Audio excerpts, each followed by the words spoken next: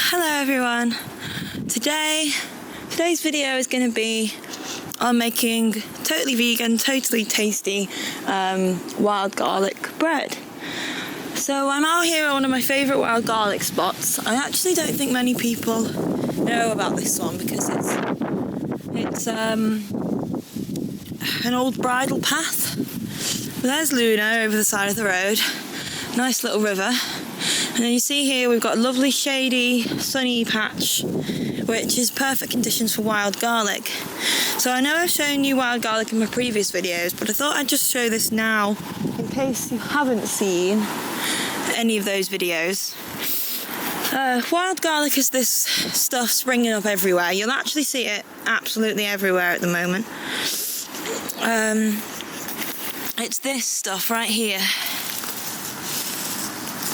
Let me pick this one to show you properly. Can you see how it looks? It's got these lines running down from tip to tail. And this big thick one there. And the most telltale thing about wild garlic, slightly shiny, slightly waxy, but will smell gorgeous. It smells like wild garlic. It smells like garlic, sorry. And there's just loads of it. Loads of it everywhere. It's really in abundance. A word to the wise though, don't just grab handfuls, because see here hiding in it as well, this is an arum. And again, this is on my video about how to spot edible and non-edible plants, and if you haven't seen that, you might want to go check it out. Now this is not edible, I think poisonous, so be careful that you're only getting the wild garlic, not the arum or any other plants that might be hiding. If you're going to grab loads of the stuff as well, maybe wear some gardening gloves or gloves, because there could be stinging plants in there. Oh, just while we're here, I think this might be garlic mustard. It smells a bit garlicky, but that could be because I'm holding garlic in my hand as well. But I digress. So I'm going to be grabbing some of this. I'm not really a quantities person for these recipes. I'm just going to grab a lot because I use it loads of different things anyway. I think one recipe I looked at was about 50 grams of the wild garlic per butter portion. But we'll see how much we've got, how much butter and wild garlic leaves we have when we get back. Alright, so I'll see you soon. Hi everyone, so we're in the kitchen now. As usual, I've assembled some of the things we're going to need. I bought a Sainsbury's Taste the Difference stone-baked white baguette, but really any baguette will do. And this is my favourite vegan butter. Now you can do this, if you're not vegan, you can do this mixture very, very easily with just some unsalted butter. But this is 225 grams worth of organic vegan spreadable naturally. Luna, stop it. No. Out. And to me, this is the best vegan butter going. Best one on the market. Tastes exactly like butter. It's completely dairy free, completely free of palm oil. And this is seriously tasty stuff. So yeah, really, really tasty stuff here. So we're going to put this whole thing in there, but just for now, I'm going to show you two things that we foraged. So you probably saw me earlier. Yes, that's right, I recorded something to put on the beginning of this. The garlic, wild garlic here, and garlic mustard here. So I've never actually used garlic mustard before because I found some while I was getting that wild garlic. I thought to myself, well, why not use a little bit of it in this, add a bit more flavour, add a different sort of tone to it. But I've never done that before, and if you don't fancy doing that, then obviously don't include that. You can make, obviously you can make garlic butter with normal garlic, but while this is in season and it's everywhere, and it's so simple, so easy. So, as you know, I've been recording all of these to try and help with any lockdown blues we may be feeling. And it's just really great to be able to use our walk, one walk a day, if If you know of any patches near you, I'm incredibly lucky that I have these things right next to me. If you have these things at your disposal, you should definitely give it a go, because it's really good for your mental health and physical health, the walking, and can kind of stave off this stir crazy feeling we must be getting. So I'm just removing some of the thicker stalks here, because there's no need to include that. I mean, you can. It might just be a bit of waste what I'm doing now. Kind of just doing it as I'm talking. But this isn't the entire amount we're going to use. I've actually collected a ridiculous amount of wild garlic. But we need, last time I think I used about 50 grams. But what I'm going to do, I'm just going to move that there. I'm going to grab, let's say, this amount. And I'm going to see what that looks like once it's chopped. So the first thing we're going to do here today is we're going to, this has been out of the fridge, it's spreadable anyway, but it's very soft, very nice. And I'm going to use the whole thing. Whether or not we use the whole thing in the bread is another matter, but then I can use this container to store it. So I think that's a win-win, really, here. So you can see how soft that is already. So make sure that you have thoroughly washed hands. I'm sure all of us have been getting really good at hand washing recently. But we're going to empty all that in there. If you're using real butter, you might need to pop it in the microwave for a minute just to soften that up. Unless you've left it out of the fridge for a while. But any sort of spreadable, you could use lower pack spreadable. But as I say, I'm using this because I really love my dairy-free alternatives. Okay, so that's in there. Next we're going to do is we're going to chop the Ramsons, the wild garlic, as finely as possible. And it's not the easiest thing to do. If you find anything that you think you don't want to use, then discard it. It's actually a good practice to just have a little sift through, because before have had little snails on them. I actually had a spider in this after I washed it and laid it to dry. There was a spider on one of the leaves, so I put that outside. Hopefully it'll be okay. And you just want to make sure as well that you haven't accidentally picked up any of those leaves that I showed you earlier, because they all sort of hide together outside. And the other thing that you could look for is eggs, snail eggs. But it's not the worst thing, especially if you're going to cook it. I mean, it's not nice. But I like to make sure that we haven't got anything there that we don't want. And really, finely chopping it is kind of difficult, because it does all tend to stick together, especially if it's wet. But what I tend to do is kind of push it together, like that. And just keep the knife pointed downwards and just use that base nice and slowly.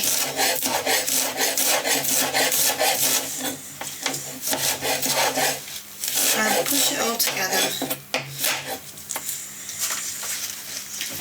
so we can thinly slice it as best we can.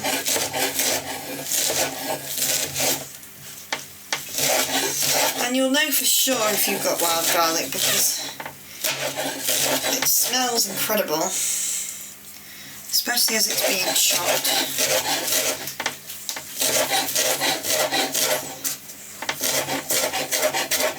And be very careful as you get to the end there, no chopped fingers. And then what I tend to do to get it more finely chopped, spin this around. And again, if you get the long ways together, chop it short ways, if that makes sense. You just really want to try and get it finely chopped.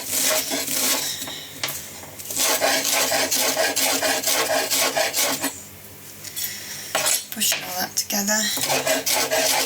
I mean, it doesn't really matter if it's too thickly chopped, because if you like it, if you're a garlic fan out there like me, not going to matter too much. And what I do is I just keep going over any bits that look like they're not chopped enough.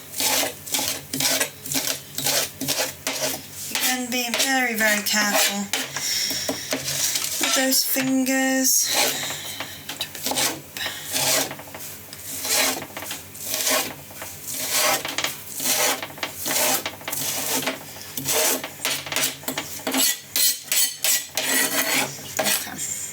So that'll probably do, to be honest.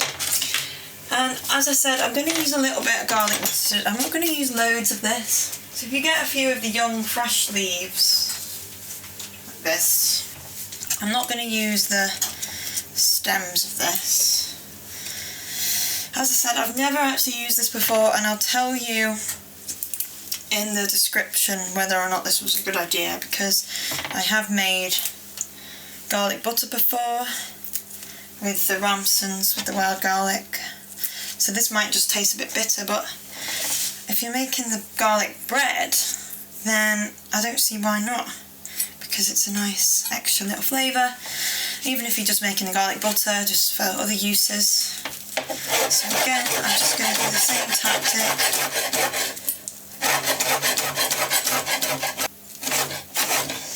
And again, you should only use something if you're really 100% sure. So as I've been saying, I'm not sure. I hadn't used this before myself, but I asked other foragers I know, and I have done the last couple of times I've come across this leaf, what it is. Yeah, it tastes garlicky to me. So there we have it. The other thing you're going to need is some salt. So normal salt will do. Mine's in here because I only got the large grains of the pink Himalayan salt, and I don't have a proper grinder, so it's in here. So I'm just going to do a few pinches. Well, you don't need much of the pink Himalayan salt, to be honest. So I'm going to try that, because you can always add salt to things. And yeah, I'm just going to chuck all this in. So there, like this.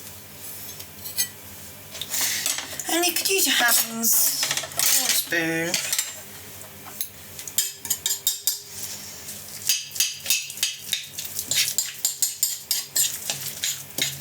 Just give it a stir.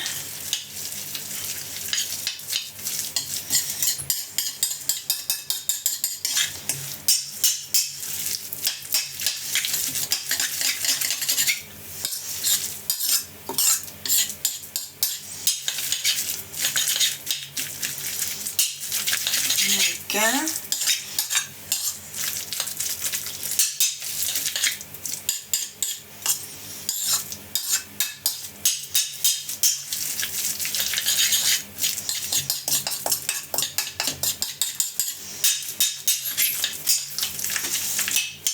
Make sure it's all covered.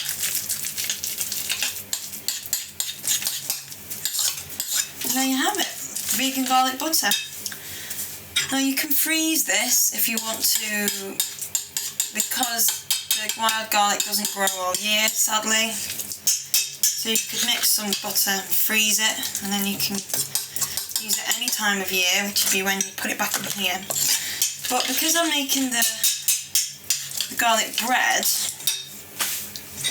there you go, look, beautiful. Because I'm making the garlic bread, I'm not going to bother transferring it yet, because I don't even know if I'm going to have any left over. Here you get your baguette. So this is quite large. Don't necessarily need to use one this big. It was all they had, because obviously at the moment there's not a lot of choice, because everyone's kind of panicking.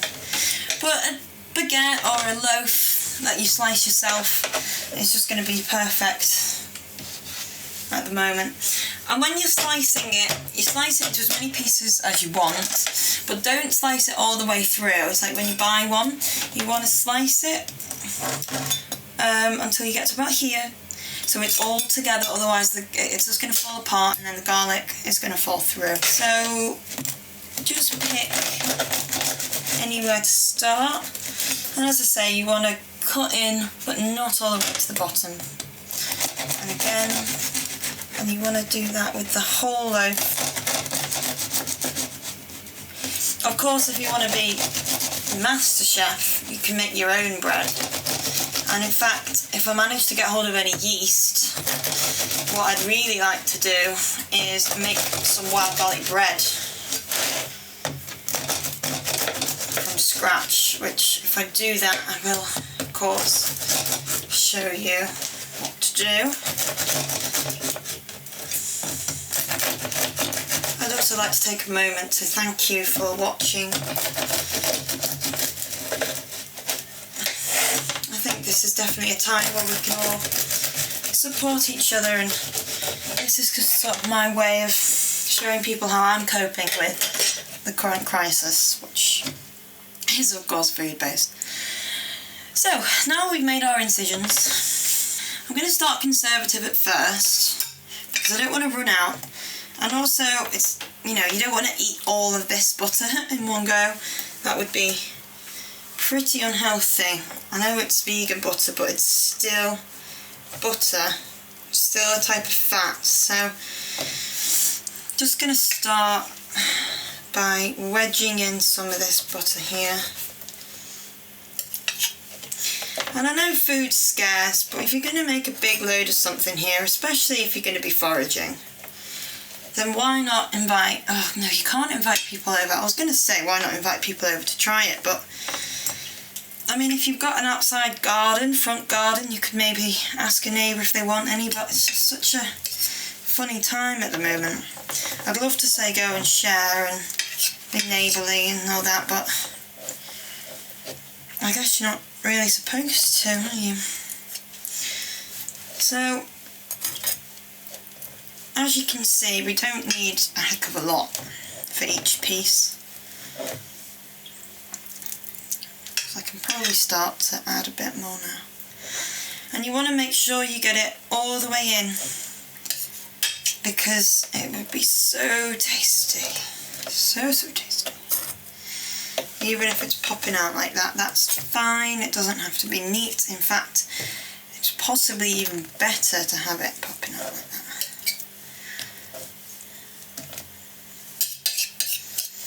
If you live in a house with 4 of you, then this would be perfect. I live in a house with only 2 of us, me and my boyfriend, not Luna, so we definitely shouldn't eat all of this in one sitting. The problem with making tasty food while we're on lockdown is, of course, getting fat. So the other thing I might do on this channel is try and do some home exercise videos. I mean, there's already so many of them on YouTube, but it's, you know, it's really important that we stay fit and healthy, because it's also the best way to ward off getting sick from the virus. So, okay. Alright. So if you do wonder, garlic bread, even that you buy from the shops, is not healthy at all. It's got tons and tons of calories. So just be aware of that, I guess. And there we go. Now I don't really want to use any more butter than that, because we've already used about half of it, and it's, yeah, crazy. But that is a very delicious looking garlic baguette. Let's see if I can raise it up there. And the bread's already cooked, so you probably want to put it in the oven at about 180 degrees, 200 degrees. I'd say maximum 10 minutes, because you don't want, let's say with a fan oven, 180 degrees for 10 minutes. Or even try 7. Try 7 minutes first, take a look, see if it's burning, put it in the middle of the oven. You really want this butter to melt, and really become one with the bread. And then of course you've got butter left, so excuse me Luna, she likes to sit right in front of the oven. So I think that's too big, so what I have to do is put this straight onto the wire rack at a diagonal. Oh gosh. Right, so that's that. But then, if it drips down, what I'm going to have to do is, I'm going to have to do this, which is not perfect, but, yeah, but that'll do. So we pop that in there, say, Alexa, set a timer for 10 minutes, and you can always check on it. Starting now. You can always check on it in 7, just to keep an eye on things. So then, hopefully you've kept hold of this.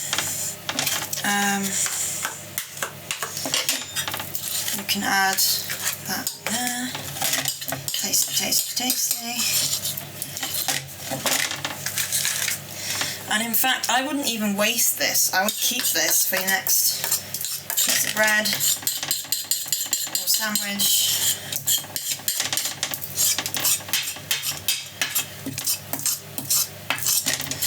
To wipe it around with.